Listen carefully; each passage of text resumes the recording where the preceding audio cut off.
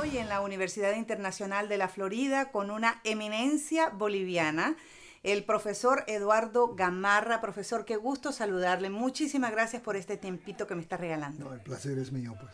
Saben que el profesor Eduardo Gamarra, graduado de la Universidad de Pittsburgh con doctorados, todos los títulos que se puedan imaginar, es un experto en ciencias políticas, en procesos de democratización, en los gobiernos neopopulistas, ha trabajado con todos los gobernantes, creo yo, y los gobiernos de América Latina y de Estados Unidos, conoce muy bien la situación que están pasando en nuestros países y esa es la intención de conversar con él hoy para poner en perspectiva todo lo que está pasando en nuestra región, profesor.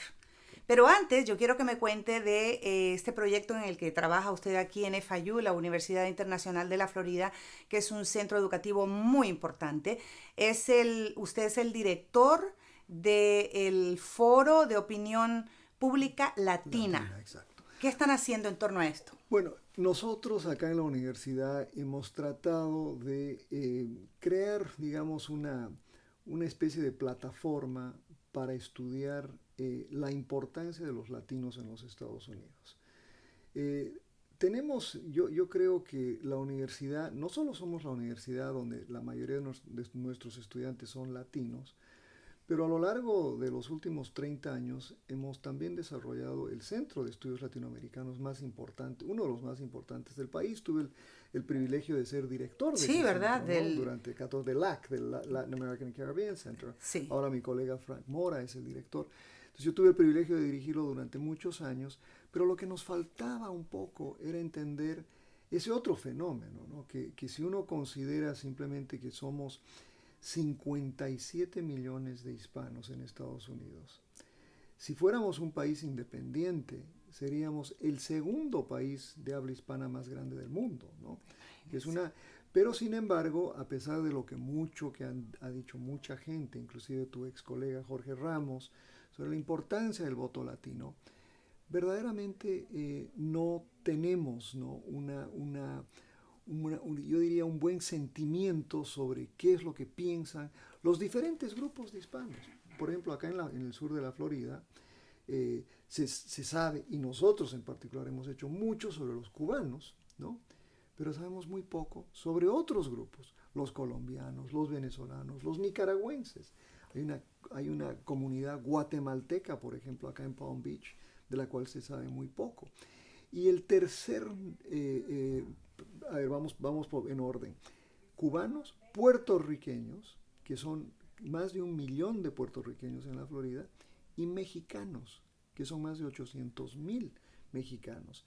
Y sin embargo, cuando hablamos de hispanos en la Florida, hablamos de los cubanos, ¿no? ¿Ustedes se están concentrando en la Florida, profesor? Estamos, obviamente nuestro interés es la Florida, pero tenemos, los estudios que hacemos de opinión pública, encuestas, son nacionales, ¿no? Hablemos de los hispanos en Estados Unidos. Sí. Yo llegué a este país hace 32 años, ¿usted llegó hace cuántos? Más de 40. Era una situación muy diferente. Yo recuerdo cuando comencé a trabajar en periodismo en Estados Unidos, en Nuevo México, en Texas, la población de hispanos era mucho menor. Y sigue siendo la mayoría de hispanos en Estados Unidos el pueblo mexicano. Absolutamente. ¿Y le Claro. siguen en orden? Es que esa es la gran discusión. Depende de dónde uno va en el país, ¿no? Pero en números globales están primero los mexicanos, seguidos por puertorriqueños, seguidos A por nivel nacional. a nivel nacional. Después los Exacto. cubanos. Cubanos salvadoreños, ¿no? Después los salvadoreños. Dominicanos, por ejemplo. Pero están muy concentrados en diferentes, por ejemplo, en Nueva York hay una gran concentración dominicana, una gran concentración puertorriqueña. Pero lo interesante de los latinos en este país es los patrones de migración que están teniendo. Por ejemplo, el patrón de migración boricua hacia la Florida es enorme, ¿no? De tal manera que hoy tenemos en el centro de la Florida una concentración enorme de puertorriqueños. Lo mismo de dominicanos, que inicialmente en los 60 llegaron, por ejemplo, a Nueva York, hoy también migran hacia el sur, ¿no? Quizás por el clima, no sé. Colombianos también que inicialmente llegaron también al área de Nueva York. Hoy la concentración de colombianos, la más grande, está acá. ¿Por qué, profesor, se está dando este fenómeno migratorio dentro de Estados Unidos? Yo creo que tiene que ver con varias cosas, ¿no? Uno quizás es el factor climático, ¿no? Que hablando con muchos puertorriqueños dicen, bueno, me hace un poco de recuerdo a Puerto Rico, etcétera. Pero creo que también es el tema laboral, es el tema que en el auge que tuvo la Florida, sobre todo, ¿no? De construcción, mucha gente se mudó hacia acá. ¿Más trabajo? Más trabajo, ¿no? ¿Más barato? Más barato, mucho más barato, y también la atracción del idioma, ¿no? Si la gente quiere estar en un lugar donde se siente más cómodo, ¿no?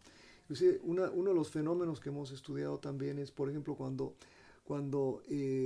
muchachos y muchachas que salen de la Florida y se van al norte a estudiar, ¿no? Salen de acá y por fin cuando llegan al norte se dan cuenta que son hispanos, ¿no? Porque sienten que los tratan diferente, siente que, o no es solo el apellido, pero inclusive gente que piensa que habla español perfectamente bien y lo hablan perfectamente bien, pero sí hay un acento muy distintivo del sur de la Florida, ¿no? Y esta universidad, FIU, la Universidad Internacional de la Florida, también es un centro educativo a nivel nacional bien representativo de lo que somos los hispanos. Absolutamente. O sea, más del 60% de nuestros estudiantes son hispanos. ¿De dónde provienen, profesor? Principalmente cubanos, ¿no? Pero en las últimas 2 décadas tenemos pues, muchos colombianos, muchísimos venezolanos, muchísimos puertorriqueños. El Caribe está súper bien representado, muchos dominicanos, ¿no? Entonces y muchísimos centroamericanos. O sea, yo he tenido el privilegio de tener estudiantes, yo creo que de todos los países latinoamericanos, muchos argentinos también, ¿no? Pocos bolivianos, ¿no? ¿De verdad de su país? Muy pocos bolivianos, ¿no? Muy pocos bolivianos. Pero del resto, por ejemplo, acá hay una población ecuatoriana, ¿no? Un país chiquito, uno diría, bueno, pero acá hay una población ecuatoriana muy interesante, ¿no? Peruanos, ¿no? Y quizás, yo lo digo de manera, a veces no cae bien lo que digo, pero Miami en particular es como, ¿cómo te diría? Es una colección de fracasos de la política exterior norteamericana. Okay. El exilio. El exilio, ¿no? O sea, es decir, políticas que fueron muy erradas, que generaron grandes exilios a beneficio nuestro. Porque yo cuando veo el sur de la Florida, veo precisamente lo que, bueno, yo me imagino que lo viste tú en las últimas décadas, ¿no? Ver, por ejemplo, lo que está sucediendo en una ciudad no era nada, ¿no? Pues era una colección de campos con vacas, que es Doral. El Doral. ¿No? Que hoy es una ciudad pujante en gran medida por la presencia nueva venezolana, ¿no? Miami y los movimientos políticos que se están dando en el Doral. Absolutamente. Que es un suburbio de Miami. Exacto. Yo llegué al Doral hace 22 años y he visto el cambio. Exacto. Porque todo el exilio venezolano ha llegado a esa ciudad. Exacto. Y no solo han venido a poner negocios y a traer a sus familias, pero todo el movimiento político de oposición al gobierno de Venezuela. Y la nueva fase, que es lo que a nosotros nos interesa, es no solo entender el impacto que tienen en sus países de origen, ¿no? Uh-huh. Porque obviamente siempre acá la discusión es qué está pasando en Caracas, qué está pasando en La Habana, qué está pasando en Tegucigalpa. Pero lo que nos interesa a nosotros es también entender cómo las generaciones siguientes se acomodan y juegan en la política norteamericana, ¿no? Nos interesa mucho ver, por ejemplo, el impacto que tienen. Eso es lo que a Jorge Ramos le ha preocupado mucho, ¿no? Jorge Ramos muchas veces ha empezado con esta idea que el hispano va a determinar el próximo presidente de los Estados Unidos. ¿Y usted qué dice? Yo creo que somos como siempre esa promesa del futuro, ¿no? El gigante está todavía dormido. Exacto. Y en gran medida, por ejemplo, en el año 2020, vamos a ser 32 millones de hispanos con el derecho a votar. Y de esos 32 millones, ¿qué porcentaje de esos 32 millones de hispanos elegibles para votar realmente van a ejercer el derecho al voto? El cálculo que hace Pew, Pew Research. El Instituto Pew. Es que más o menos 13.300.000 votarán. De 32 millones. Exacto. Que tienen el poder. Que va a ser una cifra extraordinaria, ¿no? Que podrían ser una cifra muy, muy importante. Ahora, habiendo dicho eso, ¿no? ¿Cuál ha sido nuestro problema en este país? Ha sido siempre que tenemos esa gran posibilidad de votar, pero a la hora de votar no vamos a votar. ¿Por qué, profesor? Yo creo que es una serie de cosas. En primer lugar, porque el voto no es obligatorio. ¿O porque no creemos que nuestro voto es importante y no cuenta en las decisiones políticas? Pero, por ejemplo, durante mucho tiempo, hoy ya no es tan difícil inscribirse, ¿no? Pero gran parte de lo que decíamos era que era difícil inscribirse, que el voto es un martes, uno tiene que ir a trabajar, no puede ir a votar, pero uno hoy, la mayoría del voto es el voto por correo. Sí. De manera que es muy fácil votar. Lo que sí hemos logrado, y yo creo que a nivel nacional, y en noviembre del año pasado, del 2018, sí fue clave, porque tuvimos una altísima tasa de inscripción, ¿no? Tuvimos la tasa más alta de nuevos votantes. Jóvenes votaron. Exacto. Y lo que hemos tenido, y seguimos teniendo, ¿no? Entre los que cumplen 18 años, el número más importante de los que cumplen 18 años son hispanos, ¿no? Entonces, el potencial está ahí, y por eso yo siempre no pienso que tarde o temprano sí va a ser cierto, ¿no? Pero que vamos a poner un presidente, ¿no? Pero todavía no. Yo creo que todavía es muy... Por ejemplo, el candidato hispano que tenemos, ¿no? No tiene muy buenas posibilidades de llegar. De Texas. ¿No? De Texas, ¿no? Yo creo que él es un hombre joven, una persona extraordinaria, ¿no? En términos de su educación, pero tiene un grado de conocimiento muy pequeño, ¿no? Muy pequeño, y eso lo que pasa es que se necesita mucho dinero, se necesita mucho tiempo, y obviamente se necesita tener un bloque sólido de votantes. Ese es otro gran problema, es que el hispano como tal tiene varias divisiones. Uh-huh. Entonces, por ejemplo, en la Florida es quizás lo emblemático. En la Florida no podemos hablar de un votante hispano, porque el cubano vota de una manera, y entre los mismos cubanos ahora hay división. El puertorriqueño vota diferente. Exacto. Y el mexicano obviamente también. ¿El cubano vota más republicano y el puertorriqueño vota más demócrata, profesor? El cubano históricamente ha votado republicano, en parte porque se sintieron traicionados por los demócratas durante la playa Girón, Bahía de los Cochinos, ¿no? Y por John Kennedy, ¿no? Que no llegó el apoyo aéreo. Entonces siempre ha habido una especie de rechazo al Partido Demócrata por parte de los republicanos, perdón, de los cubanos. Pero generacionalmente, ¿no? Lo que hemos visto es que las generaciones nuevas, especialmente los que llegaron después del año 80, de Mariel, uh-huh. Son mucho más liberales, ¿no? En sus posturas, ¿no? Pero esa tendencia pensábamos que se estaba consolidando, ¿no? Votaron por Obama, por ejemplo, una buena cantidad de gente votó por Obama, ¿no? Toda esta migración nueva a Estados Unidos, ¿usted piensa que está cambiando el mapa político y el sentir político en este país, o todavía no es una masa que marca una diferencia, profesor? Mira, esa es una pregunta muy importante, porque en parte es cierto, ¿no? O sea, la demografía de los Estados Unidos ha cambiado de manera enorme. Por ejemplo, yo estuve en Arkansas, a mediados de los 70s, ¿no? Había una ciudad, un pueblito chiquito al lado de Fayetteville, donde está la Universidad de Arkansas, donde se produce Tyson's Chicken, ¿no? Y donde yo supongo que habrían 3 mexicanos, ¿no? ¿Okay? Hoy Springdale tiene una población de casi mayoritariamente mexicana.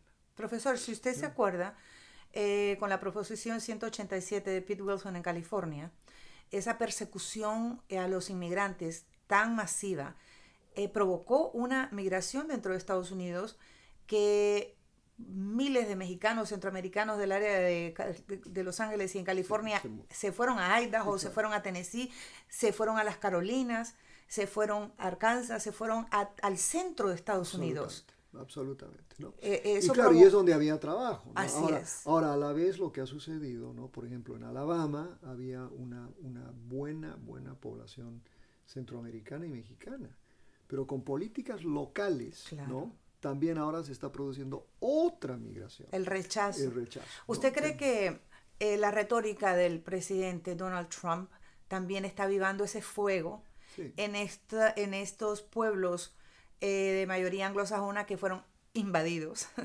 que tuvieron esta afluencia de inmigrantes que salieron de estos estados donde sentían la persecución y que han estado como dormitando, pero de repente con esta retórica anti-inmigrante, anti-hispano, anti-mexicano, está avivando este fuego que está dentro de estos pobladores? Sí, lamentablemente eso ha sucedido y sobre todo lo que ha pasado es que a la vez que llegaron inmigrantes latinoamericanos y también de otras partes del mundo, ¿no? A la vez esa población, ¿no? Ha estado pasando por su propia crisis, no solo de identidad, Sí. pero por una crisis muy seria que es pérdida de empleos, en parte por el cambio estructural de la economía norteamericana. Uh-huh. Es decir, ya no hay los trabajos que ellos tenían y que les garantizaban, ¿no? Que eran obreros, pero que ganaban $60,000-$70,000 al año, ¿no? Y tenían pues generaciones bien. De generaciones que ganaban bien, sí. ¿no? Entonces eso ha desaparecido y entonces en ese contexto esa población blanca sobre todo echa la culpa de su mala fortuna a aquellos inmigrantes que acaban de llegar. Aunque no tengan la culpa, exacto, se la echan. Exacto. Porque son los recién llegados. Exacto. Y porque es el cambio, uh-huh. ¿no? Un cambio que también tiene un impacto político, ¿no? Entonces, lo triste, sin embargo, es que esto ha sido precisamente el caldo de cultivo de una persona como Donald Trump, ¿no? ¿Cómo cataloga usted el gobierno de Donald Trump y el impacto para nuestra comunidad hispana en Estados Unidos? Mira, yo creo que uno siempre cae en la trampa, ¿no? de ser extraordinariamente crítico de lo que ha hecho este presidente, uh-huh. ¿no? Y yo creo que lo que decíamos hace un momento, el hecho de que sale de un movimiento tan reaccionario, digamos, ¿no? que piensa que está perdiendo su país. Esta noción de Make America Great Again, por ejemplo, es en realidad queremos volver al país que éramos en los años 50, cuando había segregación, cuando no habían tantos, ¿no? Claro. Tanta gente de color, etc. Y el temor también a que, por ejemplo, una población hispana, que es la más joven, de más rápido crecimiento y que ha desplazado a la población afroamericana en Estados Unidos y que está cobrando poder político, pues le da temor a personas como Donald Trump. Absolutamente. Y a sus seguidores. Absolutamente. Entonces, yo creo que lo que ha hecho la llegada de Trump es extraordinariamente negativa en el campo de las relaciones entre los diferentes grupos que componemos este país, uh-huh. ¿no?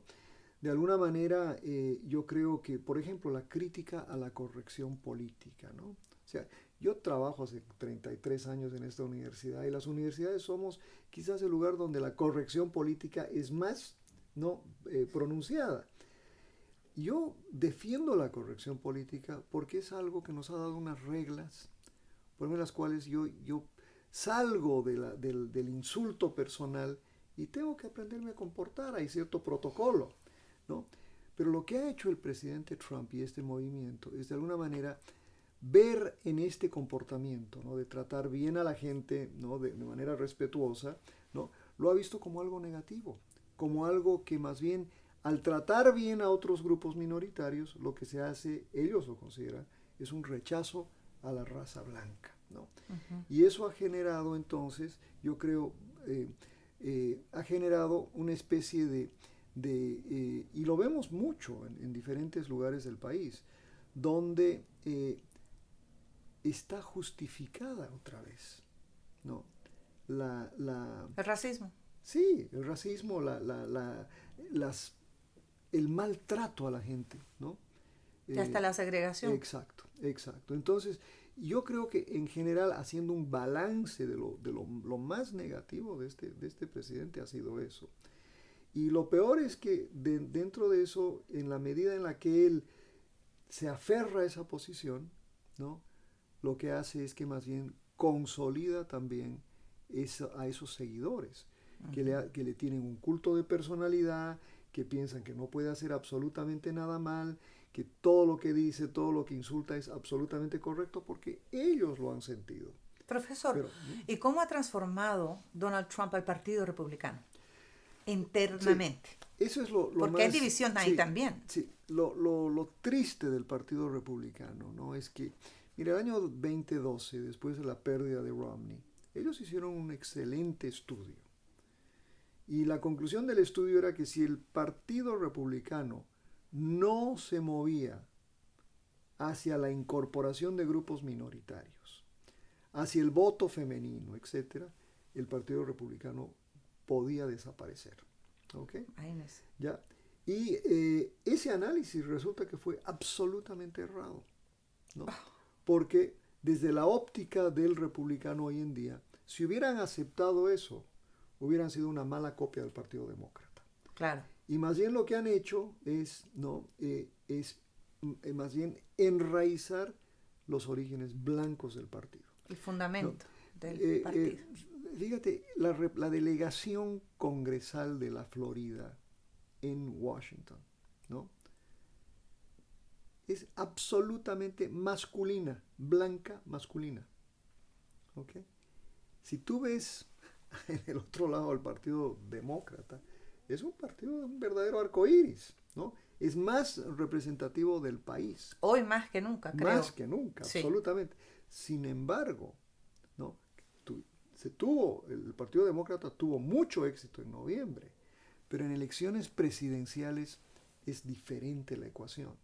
Y ahí es donde, ¿no?, especialmente estados donde el voto blanco es importante, ¿no?, y donde grupos minoritarios son dispersos, ¿no? Estoy hablando de estados como Pensilvania, sobre todo con 20 votos electorales, ¿no?, donde el voto negro, por ejemplo, 10,000 votantes negros no participaron, ¿no?, el 2016, y esa fue la diferencia, 20 votos electorales para Trump, decisivos. ¿Piensa que entonces este gobierno va para una reelección segura de Donald Trump? No creo que sea una reelección segura, pero cada día que pasa veo con mayor preocupación, lo confieso, ¿no?, la reelección del presidente Trump, ¿no?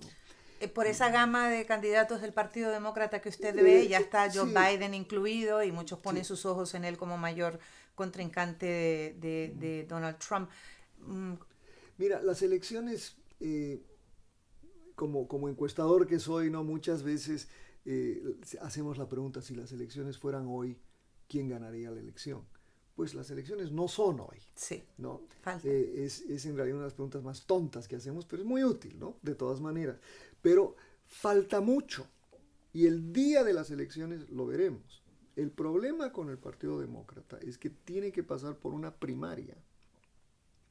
Y en las primarias, que es acá un mensaje a los hispanos, por ejemplo, una buena parte de los hispanos hoy no se están inscribiendo como demócratas ni como republicanos, sino como NPAs, Non-Party Affiliates. ¿Y eso qué significa, profesor? Como independientes, ¿no? Pero el independiente, ¿qué pasa? El independiente no puede votar en las primarias. ¿Ok? Entonces no puede votar ni en la primaria del Partido Republicano ni en la primaria del Partido Demócrata. Y eso es lo que define la recta final. Eso es lo que define el candidato. O sea, que la gente tiene que entender que votar en las elecciones primarias es crucial. Absoluto. Pero votar en las primarias implica dejar de inscribirse como independiente e inscribirse en un partido. Porque lo que pasa es que, por ejemplo, el Partido Demócrata yo creo que tiene un serio problema en ese sentido. Si es que los progresistas, ¿no?, del partido, ¿no?, empezando por uno que no es siquiera demócrata, que es Bernie Sanders, porque Bernie Sanders no es del Partido Demócrata, ¿no? Él sí socialista, él se autodescribe declarado, como, ¿no? Si él llegara, porque ¿Es comunista? No, No, él no es comunista, no, y hay una diferencia. ¿Es de la extrema izquierda? No, tampoco, ¿Tampoco? tampoco. Yo creo que es un socialista, ¿no? Tipo europeo, ¿no? Más socialdemócrata, para ponerlo en el contexto Ajá. latinoamericano, ¿no? No es santo de mi devoción, ¿no? Tampoco soy de los que piensan que hay que censurarlo y no permitirle ser candidato demócrata, Hay ¿no? que oírlo. ¿No? Lo que yo le digo, lo que sí yo quisiera es que Bernie Sanders, si va a ser nuestro candidato, ¿no? Que se declare demócrata, ¿no? De la misma manera que, que lo que yo le hubiera dicho a Trump, si usted va a ser mi candidato del Partido Republicano, ¿no? Entonces, declárese republicano, ¿no? Porque él tampoco fue republicano, ¿no? Sin embargo, la pregunta anterior que me hiciste es, hoy el Partido Republicano es el partido de Trump. El 89% de los republicanos apoyan a Trump. Fíjese, al principio no estábamos tan seguros. Entonces, y en Pero cambio él lo ha consolidado. los demócratas con 20 candidatos va a ser lo positivo es que es el debate nacional, ¿no? Entonces vamos a hablar de aborto, vamos a hablar de armas, vamos a hablar de todos los temas que están, ¿no? Bajo el sol. Pero la primaria, si en la primaria no tenemos una votación importante, los activistas van a elegir a una persona que no va a poder ganar la presidencial. Eso Profesor, hábleme de esa relación de Donald Trump o no relación con Latinoamérica, sí. Con México, Centroamérica y Suramérica. Mira, esta administración no tiene política exterior. Verdaderamente, o sea, como estábamos acostumbrados en un pasado, tú siendo hondureña, no te acordarás que hayamos estado o no de acuerdo, había cierta coherencia en la política exterior de Estados Unidos, ¿no? Y cierta consistencia de demócratas a republicanos, había una institucionalidad de la política exterior. Hoy lo que ha pasado es, ha habido una especie de vaciamiento, ¿no? De la política exterior norteamericana. Y ha llegado a ser la política exterior del presidente Trump, ¿no? Un departamento de Estado en crisis total, especialmente durante Tillerson, ¿no? Donde gran parte de los funcionarios de carrera desaparecieron, ¿no? Fueron o renunciaron o simplemente, que se llama, se convirtieron en personajes de vitrina, ¿no? Porque el Departamento de Estado como tal dejó de funcionar como estábamos acostumbrados, con una consistencia institucional, etc. Hoy yo creo que si se está recuperando un poquito es importante, pero igual la política exterior es una combinación de individuos y no de una institucionalidad. Veamos, por ejemplo, las declaraciones sobre México y las relaciones con México. Con México comenzamos con las críticas a NAFTA. Vamos a destruir NAFTA, NAFTA no sirve, etcétera, etcétera. Al final, ¿qué se hizo con NAFTA? Se le hicieron modificaciones y se la actualizó, que era lo que había que actualizar.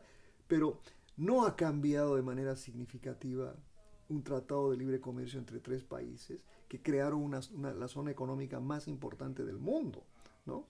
No ha cambiado. ¿Y la presencia de Andrés Manuel López Obrador como presidente de México? Exacto. En parte, la llegada de Trump contribuyó a que llegara Andrés Manuel, ¿no? a la presidencia de México, ¿no? Y eso yo creo que de alguna manera, hay muchos que piensan que tienen hasta actitudes similares, ¿no? Pero creo que lo que sí, volviendo al tema de la personalización de las relaciones, el nuero de Trump, Kushner, sí. Fue clave en las negociaciones de NAFTA, ¿no? Sí.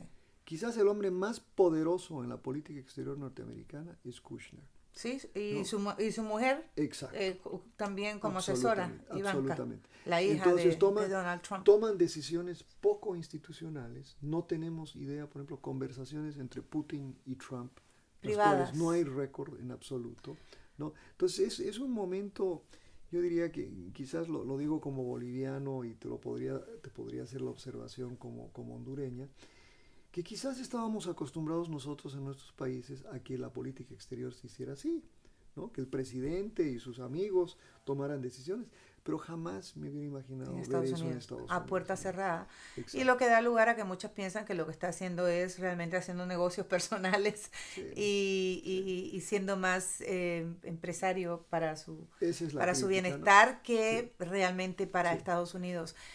Y lo que está pasando en nuestra América, profesor, todo este movimiento que a veces tiene en vilo a muchos que no están contentos con sus escenarios políticos individuales.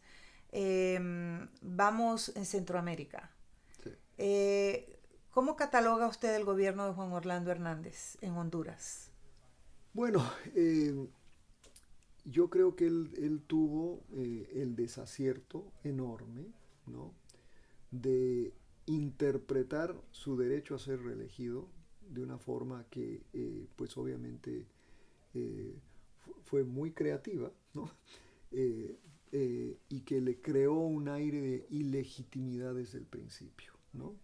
Y me refiero a esta tendencia de la cual Honduras ha formado parte, que quizás la comenzó Ortega, no sé, en Nicaragua, ¿no? Sí.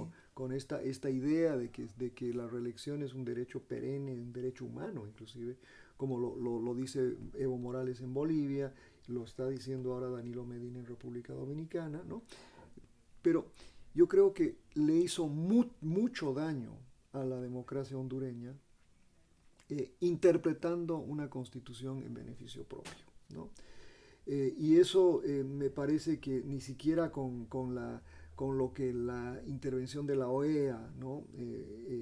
La OEA tomó al principio una posición muy dura, pero eventualmente aceptó la presidencia de Juan Orlando, y yo creo que al final lo que se ha visto en Honduras en que vamos en casi 2 años de gobierno, ¿no? Hemos visto que no le va bien, porque desde un principio cuestionada su legitimidad, también cuestionadas sus políticas públicas, ¿no? ¿En qué falló ahí la oposición liderada por Mel Zelaya y Salvador Nasralla para no lograr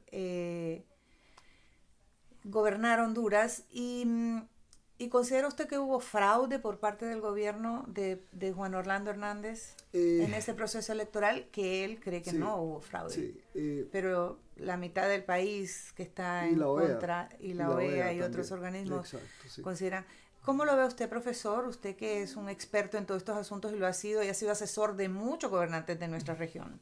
Mira, yo creo que el problema de la oposición en Honduras es que primero tenía figuras como Mel Zelaya, ¿no? que jugaron un papel, pues fue derrocado, digamos, ¿no? en un supuesto golpe contra él, etc.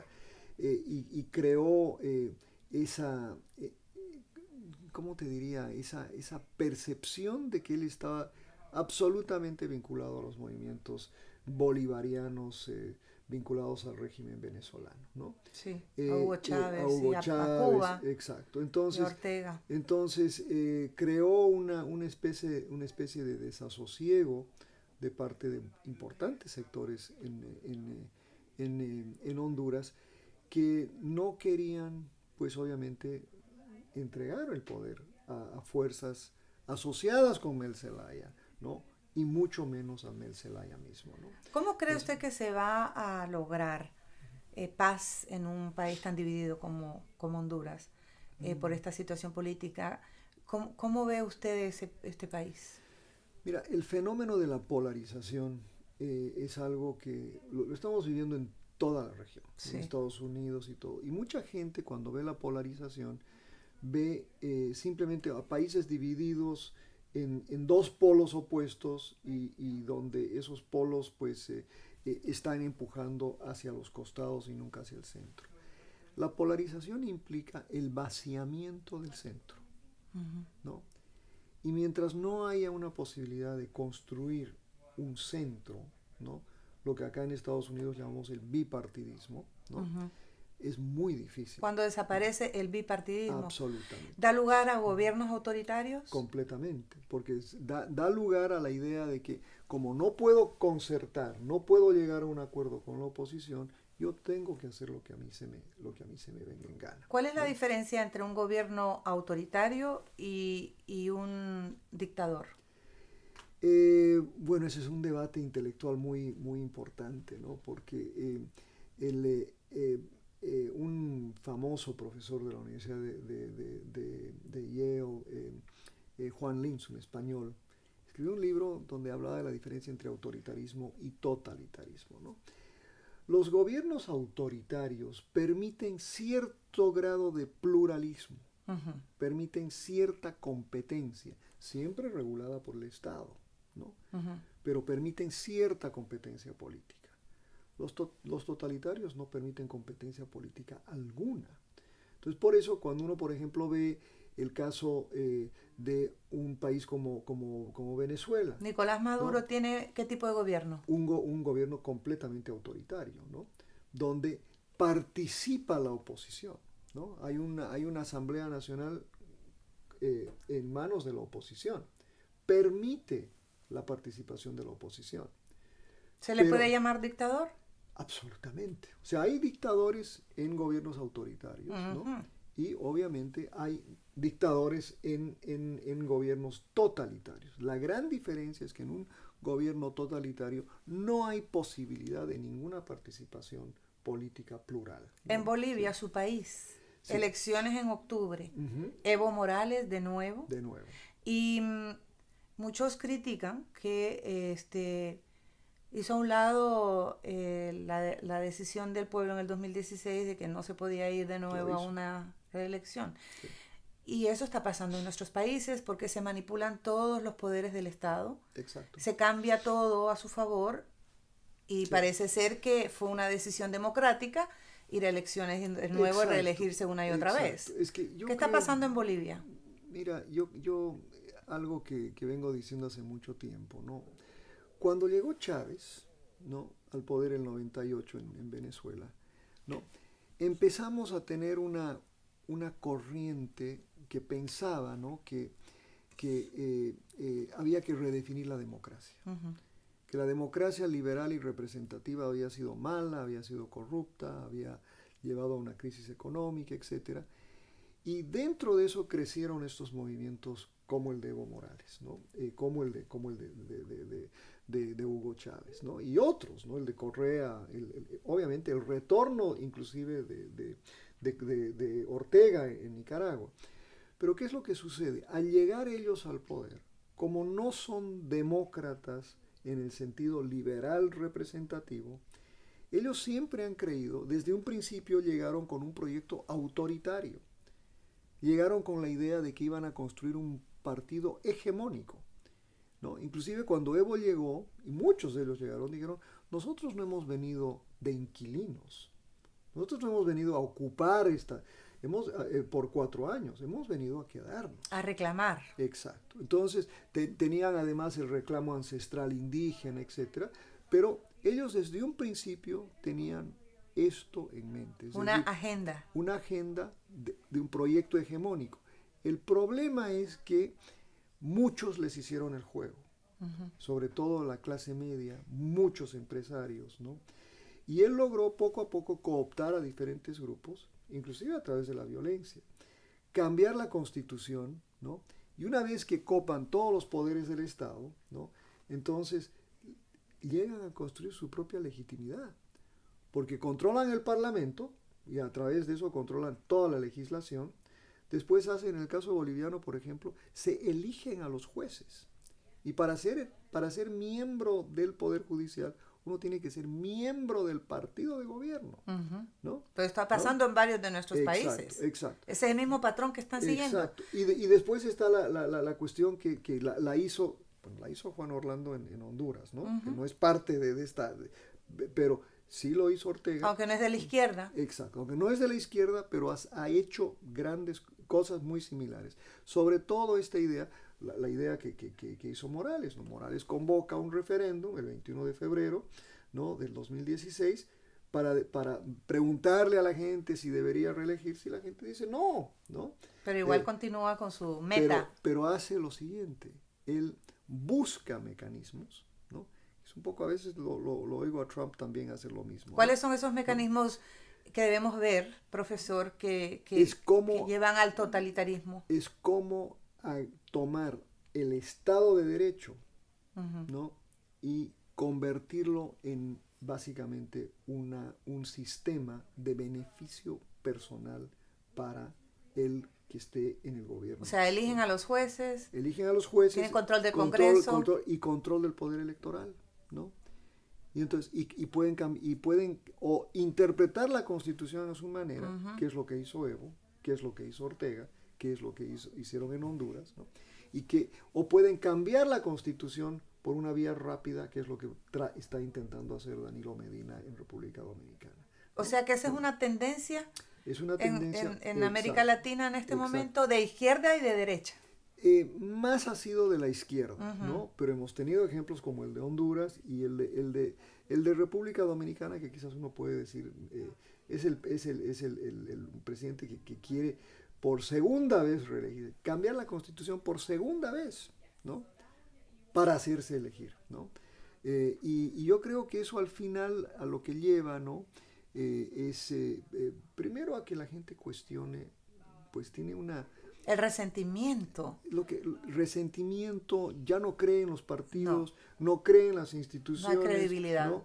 Y además, como vienen acompañados de enormes, o sea, el caso boliviano es extraordinario en términos de la corrupción que ha seguido al gobierno de Evo Morales. Todos estos cambios totalitarios arrastran un nivel de corrupción profundo. Profundo. Y mira, esto es lo más triste de todo, ¿no? Porque por ejemplo, cuando Chávez llegó al poder, ¿no? Chávez llegó al poder porque él durante una década, ¿no? Se dedicó a criticar, ¿no? A los partidos tradicionales y la corrupción que había caracterizado ese sistema. Llegó porque era el paladín de la lucha anticorrupción. Claro, es la esperanza. Exacto. Lo mismo vemos hoy en el caso boliviano, ¿no? Que llegó Morales con la crítica a los partidos tradicionales que eran corruptos, etcétera, etcétera, y los grados de corrupción que han tenido son impresionantes. Y sin ir más lejos, quizás el caso paradigmático es el caso de Lula en Brasil, ¿no? Entonces, un señor que sale de los sindicatos brasileños con una promesa enorme, y transformó al Brasil. O sea, no tenían necesidad de robar como robaron y de crear, porque lo de Brasil no solo ha creado una crisis en Brasil, sino ha tumbado presidentes, sí, ha metido presos a presidentes, ha llevado al suicidio de un presidente. El caso Odebrecht. Exacto, ¿no? Alan García. Exacto. Fue o sea, como dicen, la gota que derramó el vaso. Y ese escándalo de Odebrecht ha afectado mucho más al Perú que a otros países, profesor. Hay quizás más presidentes en la cuerda floja. Quizás ¿Por hay qué, verlo, profesor? Hay que verlo de la siguiente manera, ¿no? Uno podría, porque por ejemplo, mucha gente, particularmente los afectados, piensan que es una persecución política. Porque sí, hay una tradición de que el que acaba de llegar al poder persigue por corrupto a los que acaban de salir, ¿no? O sea, la corrupción, sí, a veces tiene una manipulación política muy fuerte. Pero yo creo que en el caso del Perú y también en el caso del Brasil, lo que han logrado es un cierto grado de institucionalidad, ¿no? Donde el Poder Judicial ha logrado cierto poder de autonomía, ¿no? Basado en este escándalo. Exacto. Yo creo que, bueno, es producto del crecimiento institucional, ¿no? Brasil siempre ha tenido esa gran ventaja de tener mejor institucionalidad que el resto de América Latina. ¿Cómo ve al presidente de El Salvador? Al nuevo presidente. Está tratando de distanciarse de algunos de los mandatarios centroamericanos. Sí, bueno, me estás hablando del nuevo presidente que el nuevo presidente. Juramenta ahora a principios de mayo. Él, joven. Una persona joven, una persona de origen árabe, ¿no? Un muchacho en realidad, joven. ¿no? Muy interesante, tiene un discurso muy interesante, ¿no? y él sale de la izquierda, ¿no? De la FMLN, y es candidato independiente en realidad, y un candidato muy... hace una campaña inclusive muy interesante basada en medios sociales, ¿no? Rechaza un poco la relación con la prensa, ¿no? Y con algunos mandatarios Exacto. centroamericanos. Con muchos, especialmente con Honduras. Con Honduras. ¿No? Sí, no. Exacto. Y en parte... No los quieren en su ceremonia. Exacto. Y en parte es el hecho, yo creo que esto es... no para tomar lados, ¿no? en el conflicto centroamericano. Sí, eso es lo que estamos tratando es de poner en perspectiva lo que está ocurriendo, sin ser partidista. Pero sí creo que el presidente Bukele es consistente. Uh-huh. Él no puede pedir la salida de Maduro, ¿no? Y a la vez aceptar a Juan Orlando en Honduras. Si uno va a ser consistente, si uno está en contra de presidentes ilegítimos, ¿no? Porque esa ha sido una buena parte de la discusión con Honduras, ¿no? La crítica de cómo llegó el presidente de Honduras al poder, ¿no? ¿Usted considera que es un presidente ilegítimo? Juan Orlando Hernández. A mí no me a ver, ¿cómo te...? En términos, tomando distancia del sí. Yo creo que cualquier persona que interpreta la Constitución a su manera, para lograr un beneficio personal, tiene un problema de legitimidad. Y en el caso de Honduras, el tema de la corrupción electoral fue muy fuerte, ¿no? Por eso es que la posición de Bukele es interesante, uh-huh. Porque si él va a criticar a un presidente ilegítimamente electo como Maduro, ¿no?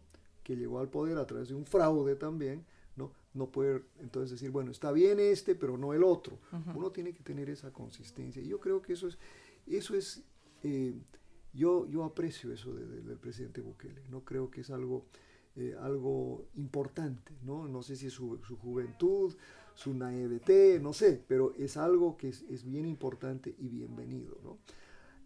La otra cosa que me ha gustado mucho de él, aunque su planteamiento es todavía un poquito, yo diría, no está muy bien desarrollado, pero es la idea de un CICIG, ¿no? Salvadoreño, ¿no? Porque yo no lo digo en tono despectivo, pero uh-huh. sí creo que hay muchas de nuestras democracias están gobernadas por políticos que requieren de cierta supervisión adulta. ¿Ok? Y la supervisión adulta que deberían tener nuestras contralorías, no, debería ser la mera relación de poderes, ¿no? La separación de poderes. Debería ser lo que es clave, ¿no? Que es el papel que juega un tribunal constitucional, por ejemplo, ¿no?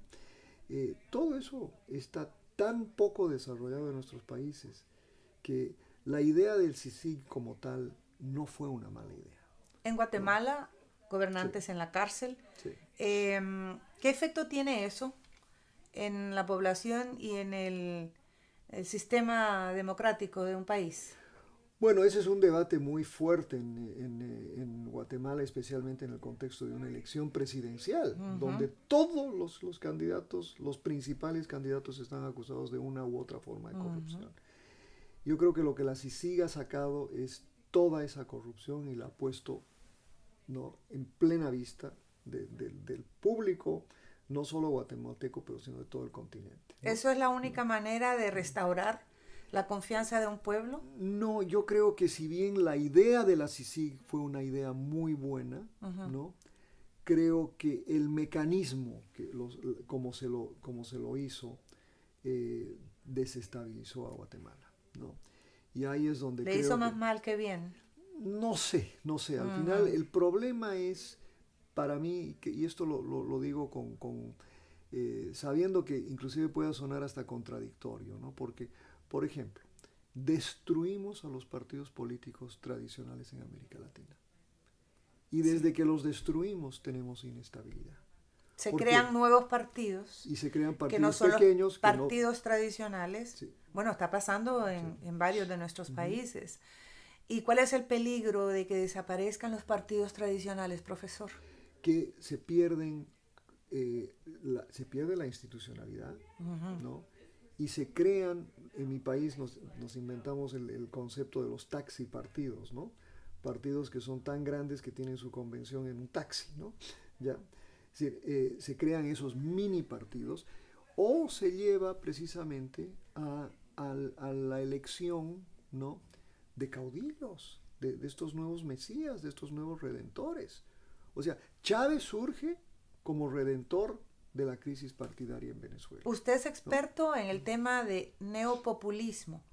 ¿El populismo es peligroso? Los líderes populistas que prometen y luego terminan convirtiéndose en dictadores. Sí, el populismo arrastra al pueblo y al más necesitado y luego termina siendo dictadores. Ha tenido características muy negativas, por lo menos en lo que fue el siglo XX latinoamericano, con el peronismo en la Argentina, inclusive el movimientismo en Bolivia, ¿no? Gran parte del populismo latinoamericano, incluyendo el populismo en Brasil en su primera expresión con Getúlio Vargas, por ejemplo. Pero el neopopulismo toma una gran parte de las lecciones del populismo, especialmente el culto a la personalidad. No es, a la vez que se realza, se diosifica a una persona, ¿no? Como Maduro, como un Morales, etc., significa también un colapso institucional, ¿no? Crean nuevas constituciones y todo, pero instituciones absolutamente débiles, supeditadas a la voluntad del individuo, ¿no? Del individuo de turno, ¿no? ¿No? Entonces estos son individuos que, como en el caso de Morales, ¿no? que piensa que ha sido presidente 3 periodos y no es suficiente, tiene que ser presidente 4, 5, 6 o 10, porque ahora es su derecho humano a ser presidente de manera indefinida, ¿no? ¿Qué va a pasar en Venezuela, profesor? ¿Será necesaria una intervención estadounidense para sacar a Maduro, o será Guaidó y Leopoldo suficientes para movilizar una fuerza interior de este país para poder devolver la democracia a Venezuela? Mira, ¿Cómo lo ve? Estamos hablando en un momento en que la situación es muy fluida, sí, ¿no? Y no sabemos en realidad una respuesta adecuada. Yo creo que la situación de Venezuela, quizás el escenario más probable es la continuación indefinida de la crisis, ¿no? ¿No le ve una resolución pronta? No, y lo peor es que estos populismos, y particularmente el venezolano, todavía tiene un buen grado de apoyo y tiene la capacidad de movilizar a mucha gente. Profesor, ¿no? Esta situación de inseguridad en Centroamérica, usted también tiene experiencia en asesoría a muchos gobiernos de todo el continente, incluyendo, ha trabajado con el Departamento de Estado, con el AID, con organismos internacionales, asesorándolos en materia de seguridad, de democratización, neopopulismo y todos estos movimientos. Usted conoce muy bien lo que está pasando en Latinoamérica, pero en Centroamérica, este éxodo masivo de inmigrantes, estas caravanas que están saliendo, ¿cómo se puede parar este desplazamiento masivo de inmigrantes? Sí. Bueno, empecemos por donde acabamos o sea, uno de los grandes resultados del populismo venezolano es la peor crisis humanitaria que jamás ha tenido América Latina, ¿no? Que es 5 millones de personas que se han desplazado y que han llegado pues ahí en 72 países del mundo, ¿no? Entonces se ha vaciado Venezuela, ¿no? Y se ha vaciado una clase media, una clase, o sea, una fuga de cerebros, si tú quieres, pero más que nada se está vaciando un país. Y está dejando atrás una crisis horrible. En el país, esto es lo interesante, ¿no? La violencia en Venezuela, ¿no? Sucede precisamente a la par del desarrollo de los gobiernos populistas, ¿no? Y tiene que ver obviamente con la pobreza, tiene que ver con el narcotráfico, tiene que ver con el hecho de que una buena parte de la población tiene falta de oportunidades de trabajo, falta oportunidades de movilidad social hacia arriba. ¿Y en Centroamérica? En Centroamérica el fenómeno es muy parecido. Con estas caravanas que Exacto. salen de Honduras, El Salvador, Guatemala, y están cruzando, Y tratando de cruzar la frontera y creando todo un fenómeno a lo largo de ese recorrido. Mire, nosotros tenemos acá en FIU quizás el experto principal, que es José Miguel Cruz, un salvadoreño que ha hecho enormes estudios sobre las pandillas, las maras salvadoreñas, las maras hondureñas, y han hecho estudios inclusive dentro de las mismas prisiones, para tratar de entender pues por qué surgen estos fenómenos, ¿no? ¿Es por la inseguridad? ¿Por la pobreza? ¿Por la corrupción? ¿Por qué, profesor? Es que es una cuestión estructural, ¿no? Es decir, países que no producen los suficientes empleos para la mayoría de sus ciudadanos. Eso es lo que está empujando a todas estas personas hacia acá. Tenemos una situación estructural muy grande, una población que crece, ¿no? O sea, Honduras, por ejemplo, tiene una población entre 18 y 24 años, muy grande, desempleada, sin posibilidades, no, o sea, es el famoso fenómeno de los ninis, ni trabajan ni estudian, ¿no? Y entonces, en ese contexto, eso es donde surge no, ahí es donde las pandillas surgen, ¿no?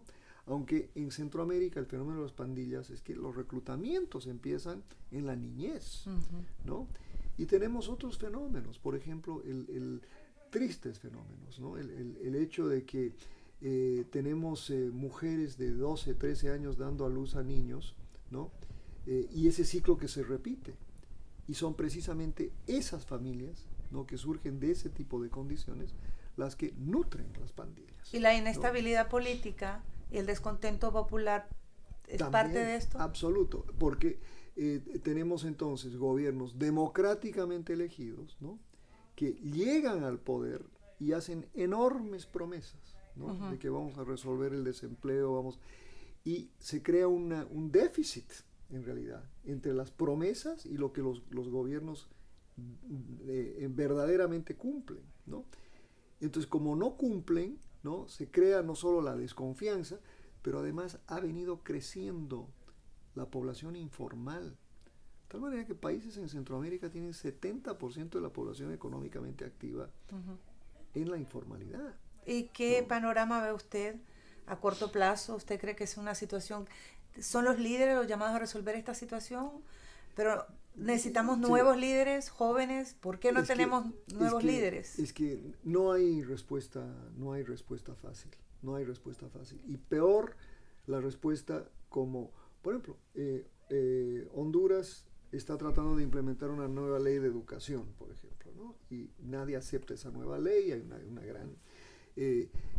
como el gobierno no tiene credibilidad para hacer una reforma estructural, ¿no?, entonces lo que más bien crea es crea situaciones donde violencia, ¿no? Sí. Entonces la solución no es fácil, pero la solución pasa, yo creo, ¿no?, y esto lo digo con algo de cuidado, porque pasa por una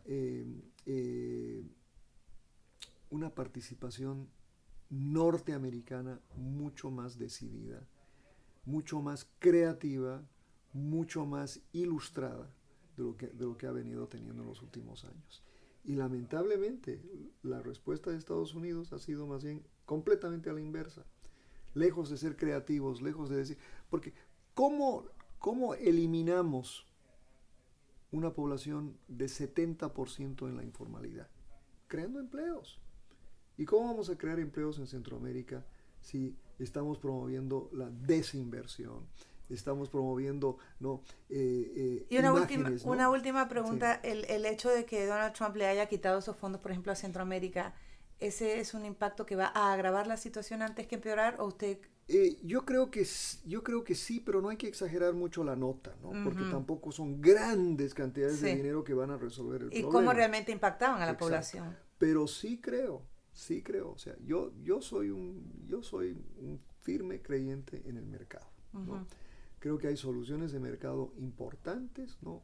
Pero cuando uno tiene sectores privados completamente comprometidos con la corrupción de los políticos, cuando tiene políticos que no son capaces de gobernar, y cuando tenemos a un presidente norteamericano que francamente le importa muy poco Centroamérica, lo único que no quiere es más inmigrantes de países de M, como él dijo, ¿no?